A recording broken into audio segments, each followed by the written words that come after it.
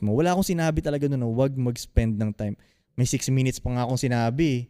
Nag-spend na ako ng time noon eh. Tol, imagine mo yung mga OFW. Yun nga, walang 6 minutes na nabigay eh. 3 years sila dun sa ibang bansa, 4 years, walang 6 minutes dun ha.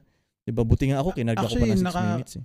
Makakagalit ako dyan, yung dad ko na OFW, seaman eh. So, 9 months. Actually, nung sinabi mo yung 6 minutes na yung nag-trend na video, gets ko eh. Kasi ako nga, lumaki ako sa walang ganun eh. Na dad na never nagtimpla ng gatas.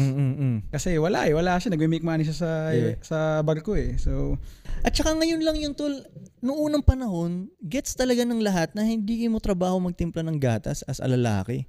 Hindi mo trabaho magkarga-karga ng anak dyan.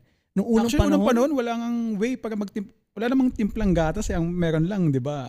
Sa daddy mismo. Sa bagay, may point ka rin doon. Pero ngayon lang yan siya na